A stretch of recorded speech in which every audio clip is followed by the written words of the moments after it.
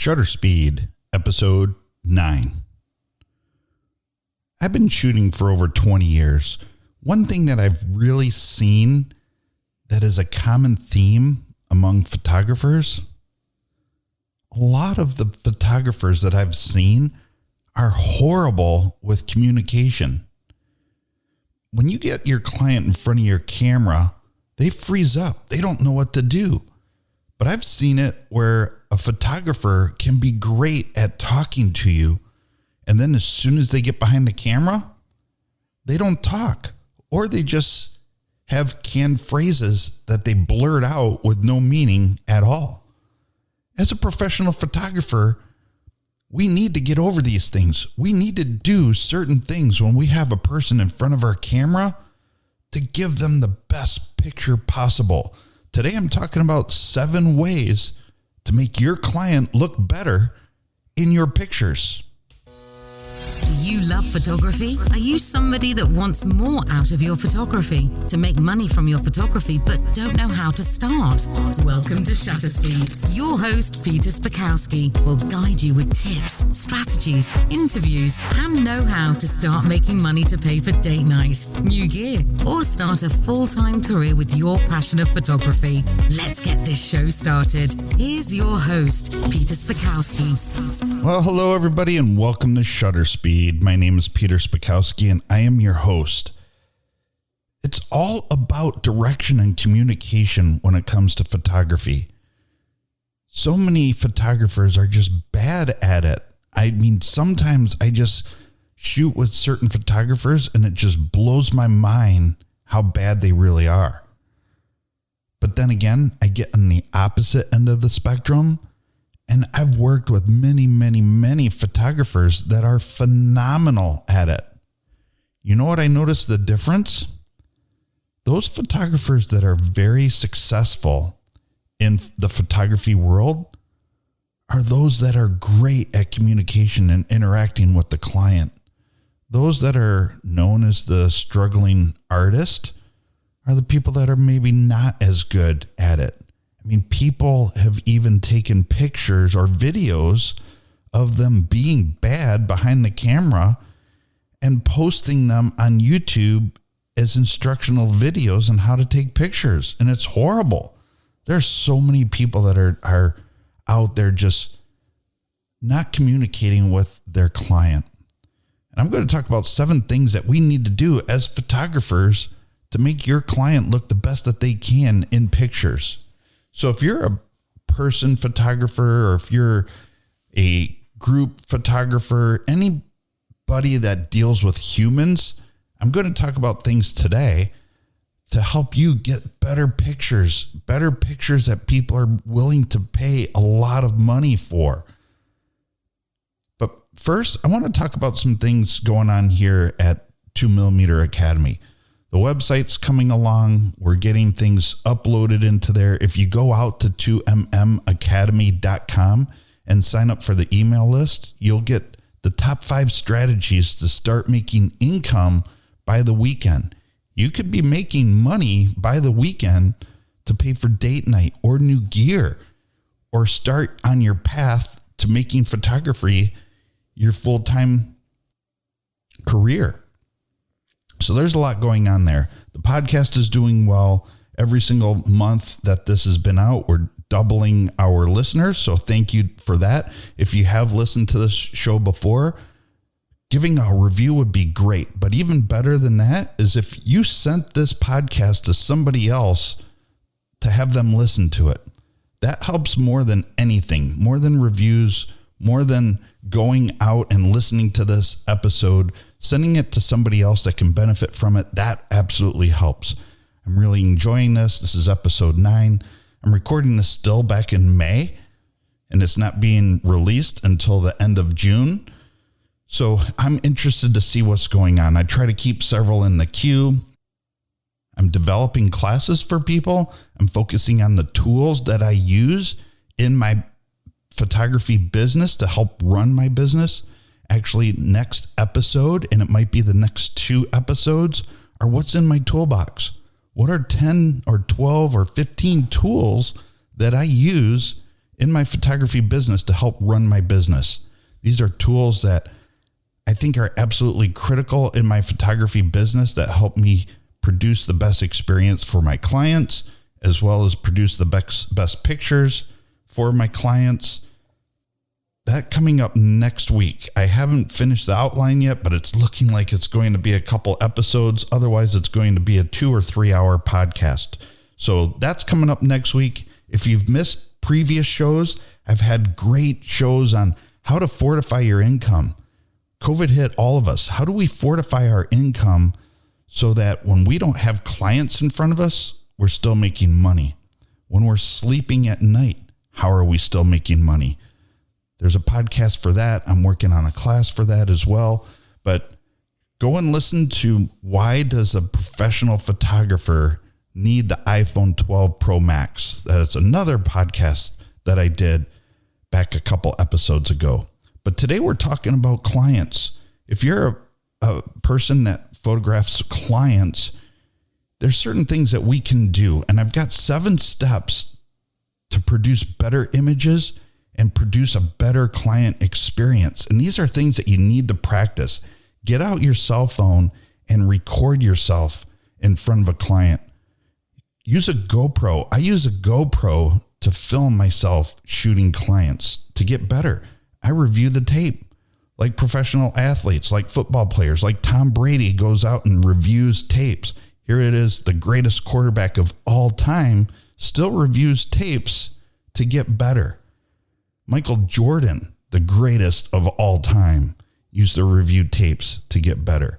You need to review how you're working in front of your clients. It doesn't matter about your pictures. It doesn't matter about how many clients you have, how many repeat clients you have. How are you when it's game time? How is it when you have that client in front of you? What are you doing to give them a better experience? And here's 7 strategies that I use in my own photography business. So number 1, photographers for the most part are horrible with giving direction and communication. So many times I watch photographers, and when they're behind the camera and they have a client in front of their camera, they say weird things. They say, good, yes, like that, yep. Oh, that's great. Yes. Do that. Yeah. Like that. Nope. That again. What you just did. What? 1, 2, 3. Or smile. What kind of things are those? If you say 1, 2, or 3 or smile, I know Peter Hurley always says, what happens when you get to 3? Does it change? What I've noticed is the person, when you say 1, looks great. By the time you get to 3, they look uncomfortable. They don't know what to do. They're like grinning really weird, and it's just like they're uncomfortable. But a lot of times people will just get there and say, oh, good. Yes. Yep. Just like that. What we need to do is get better with direction and communication. How about move your nose slightly to the left?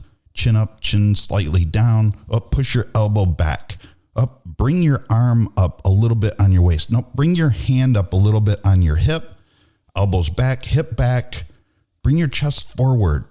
Those are things that we need to get better at. And those are things that any photographer needs to get better at. You're the one holding the camera. You're the one that knows what that person looks like in front of your camera. They don't. They have no idea what they look like in your camera. They don't know what height you're at, what ISO you're using, what f-stop you're using. How do they look in front of that camera? It's our job to communicate and give direction. Don't give negative communication. If you tell somebody, oh, move your nose to the left, and they go right, don't say, no, your other left. Don't say stuff like that. Just take the picture and just guide them and give them direction. It should be frequent and it should be often. You don't always want to say, hey, up, chin down, nose left, more left. No, too far. Bring it back a little bit. Take the picture, right? We need to guide the person. So that you know what they look like in front of your camera. And so many people need to get better at that. Set up the GoPro, set up your camera and record yourself.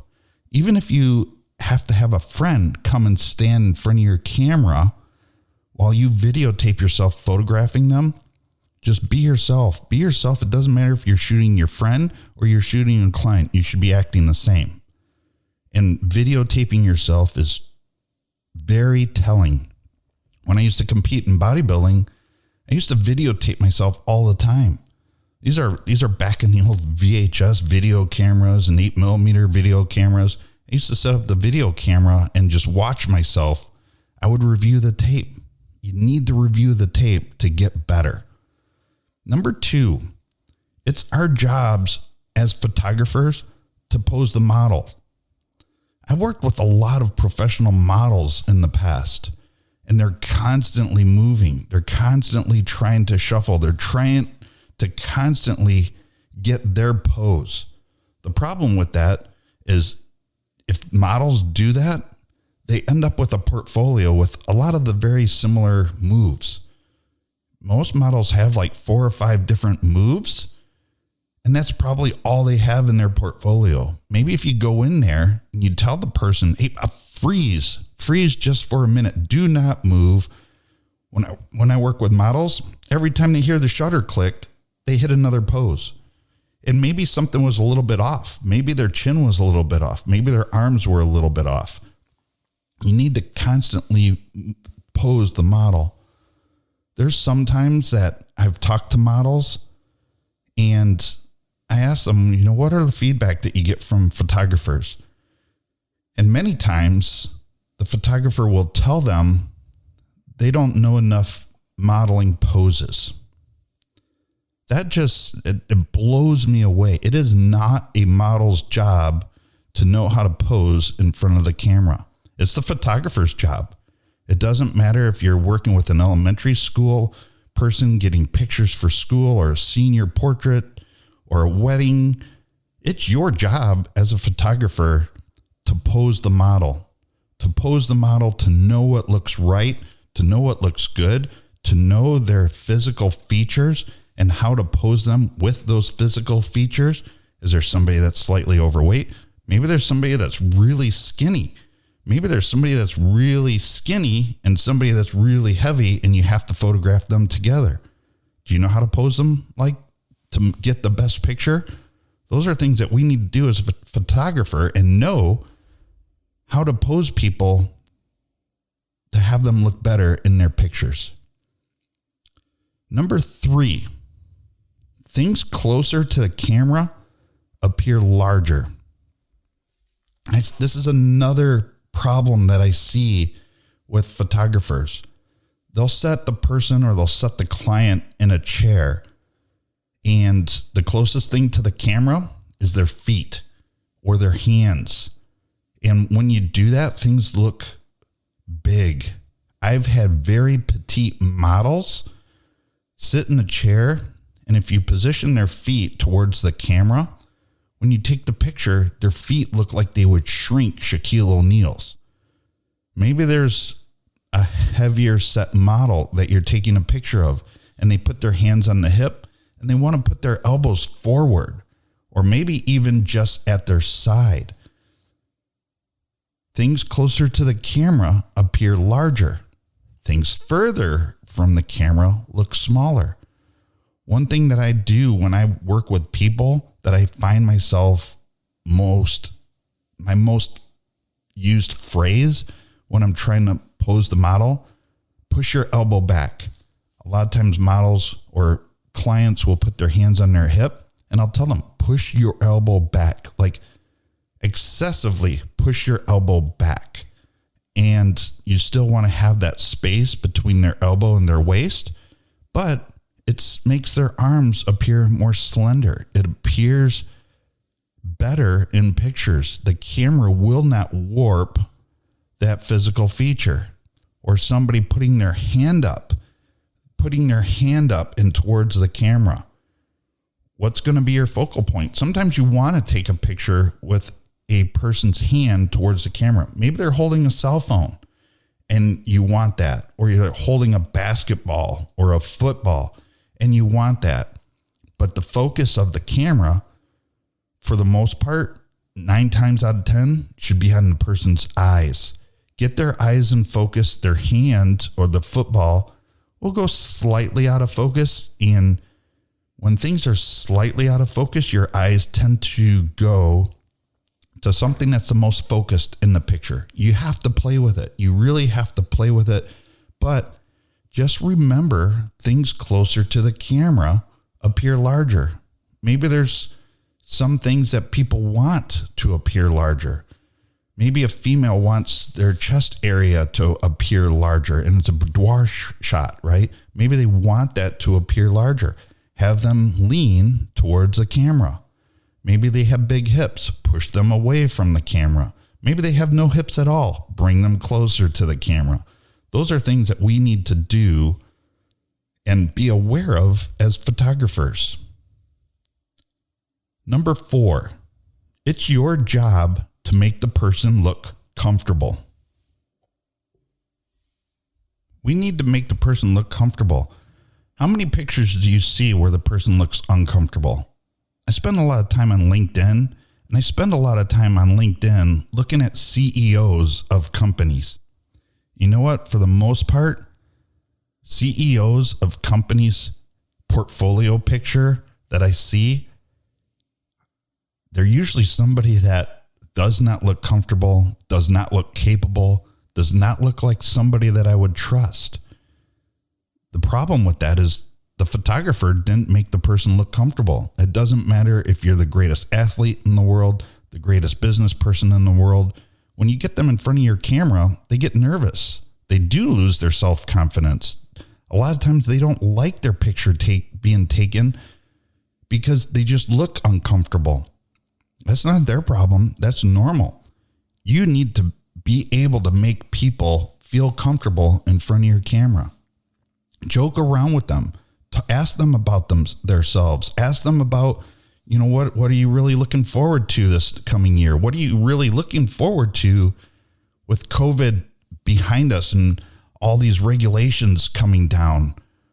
What's the best thing that you've ever done in your life? What's the favorite thing that you've ever done in your life? What's the biggest goal that you've accomplished in your life? Talk to them. Make them look comfortable. Make them look comfortable. Have them relaxed. Don't have them slouched in front of you. Make sure their posture is proper. Go up and adjust the person's clothing. Maybe just slightly come up. Maybe pretend that there's a piece of fuzz on their shoulder and you're coming and taking the piece of fuzz off and throwing it away, or just come over and brush their hair just slightly off of their shoulder if it's a female, right? Or if it's a guy with long hair. Physical contact helps people relax. Don't do it in a creepy way. You'll get them really uncomfortable in front of your camera. But just do those slight things that will help relax the person. If you're having somebody that looks really tense in front of your camera, do things that make them look comfortable. Offer them something to drink, right? Do those little things that help them get comfortable in front of your camera. Number 5, I kind of touched on it. And number 4 is make sure clothing looks nice. When you direct the person, make sure you don't jack up their clothing. A lot of guys that wear suits, when you move them, they just come undone a little bit, or they shift around, or women's blouses shift around. Clothing shuffles when we pose the person, when we have them move their elbow a certain way. Make sure you didn't jack up their clothing and it looks nice. If a person moves their arm and it puts wrinkles in it, tell them to freeze, stand still, walk over, tug on their shirt sleeve a little bit and get that wrinkle out. Yeah, you can you can fix things in post and fix things in Photoshop, but why? You're right there. It'll take you 20 seconds to go over, make sure their clothing looks nice, or it can take 10 to 30 minutes in Photoshop. Unless you're super good, when you've fixed clothing in post, as photographers, you can usually tell if somebody's clothing was retouched. So take the 30 seconds to fix it when you have that person in front of your camera. Fix it and just keep an eye on it. So many times, that's probably one of the areas I have the hardest time, is making the person's clothing look right. Make sure their shirt's buttoned properly. You don't want to have it. If somebody's dressing like a nerd, you don't want them to look like a nerd in their pictures. Help them out. If they're getting a picture for their social profile, don't button their shirt up all the way. Have them unbutton, 3 buttons. Seriously, 3 buttons, maybe 2, definitely not just 1 if it's a button-down shirt. But it depends on what the picture's for, that you want to make the clothing look right.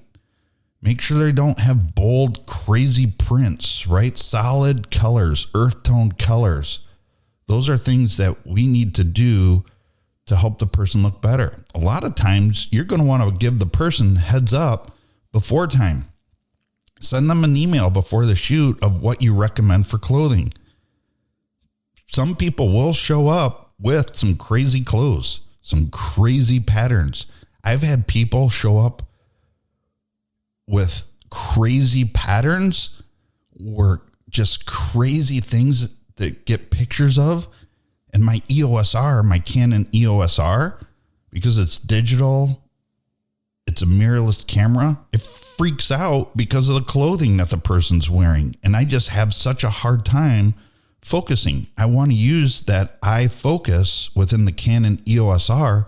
And sometimes based on certain clothing, it freaks out. I've had it happen twice. In front of me where the clothing is just so wild and so many colors, it just freaks the camera out.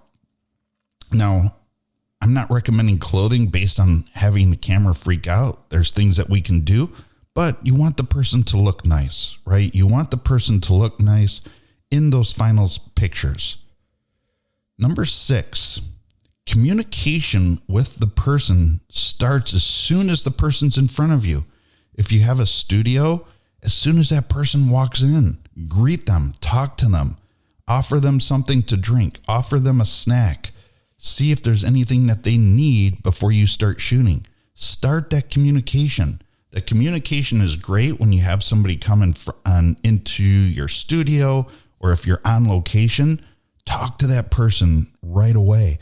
Once you get to the location and you see the person that you're photographing, give yourself a 30-second rule. 30 seconds, you have to go talk to the person and greet the person. Don't wait longer than that. Hit that 30 seconds and you won't believe how much more confident, how much more relaxed that person is in front of your camera if you greet them within the first 30 seconds. A lot of people don't. A lot of people will walk in the door and they'll just stand there and wait, and nobody will say anything to them for 5 minutes. How do you feel when you go and you want to buy something in a department store and you're standing around and you wish that somebody would come up and ask if they can help you? Or if you're out there looking for something and you just wish that somebody would come and ask you if you're looking for something. Home Depot's an excellent example. You walk into Home Depot, you have a dozen people asking you if there's something they can do to help you find something. You need to do the same thing in photography. And the biggest reason for that is to give your client a great experience. Have them relaxed as soon as they get in front of your camera. People hate having their picture taken. And the faster that you can get them relaxed, the faster and the better your pictures will look. As far as that communication goes, number 7, I've touched on this one too, but I want to touch on it again. Positive reinforcement. Use positive reinforcement when you're talking to the person. Always be positive. Try to not say anything negative. There is times that when we tell them to go left, no, the other way, that'll come out. But the more you're aware of it, the less you will do it. And be positive. They're not thinking. Get very good at giving direction to people, talking in opposites. Remember, if you want the person to go left, it's actually your right. So if you want them to move their nose to the left, right, you got to remember your left. You got to tell them move your nose right. So sometimes the person does exactly what you say and you slipped up telling them which direction to move in. Don't do negative reinforcement. Be positive. Offer as many positive reinforcement activities or phrases that you can do. No negative. Don't say weird things like 1, 2, 3 or smile. I was shooting with somebody, and I don't know if they listen to this podcast or not, but they were saying 7, 9, 20, 18, 2, 4. I don't know what the heck that was, but the person just blurts out random numbers and then takes the pictures. I know if I was in front of that guy's camera, you would have some really weird looks out of my face. I would just like, what the heck is this guy talking about? So those are things that you just need to be very good with your communication. Practice it, videotape it. I hope these 7 tips really help you. These are 7 things. Work on them. Work on as many as you can. But if you have a hard time with all of these areas, focus on a couple. Focus on a couple. Get really good at it and continue to add them as you get more clients. Practice makes perfect. Review the plays. Review the tapes. Videotape yourself practicing with a friend. Videotape yourself shooting a client and review the tape. You'll be shocked. Some of the people that think they might be the best in the world, when they see a videotape of themselves giving direction, they're like, oh my gosh, that's what I really do. Why do people come to me? There's people that will think that when they look at the videotape, but go and review it, review the tape, continue to practice these 7 strategies, and you'll be producing fantastic pictures. You will increase your client base. You will start making money in photography if you do these 7 things every time you have a person in front of your camera. Thank you for listening to me today. I loved having you here. Continue to listen, subscribe to this podcast. And again, this is a free podcast. All I ask is that you share it with 1 to 3 people each episode. Share it with 1 to 3 people, the same people. Mix it up. Send it to different people each time. That's the only payment that I ask. I want to continue to grow this podcast. I want to thank you for joining me today. Go out and check out Twomm Academy. Sign up for the email list. You don't want to miss next week. Next week's podcast is going to be fantastic. These tools, I am so picky with the tools that I use. I do so much research. When I do sign up for something. I want to get the most out of all the tools that I use. And the tools that I use are pretty darn good. They're tools that I've been able to develop, and people ask me all the time, how do I use certain tools? What tools do I use for this? I want to share those with you. It's going to be broken up into 2 episodes. Thank you for listening to me today, and I'll talk to everybody next week. Thank you for listening today. We would love to hear from you and would love you to engage with the community. For more tools, tips, and know-how, head over to the 2mm Academy at 2mmstudio.com and join us.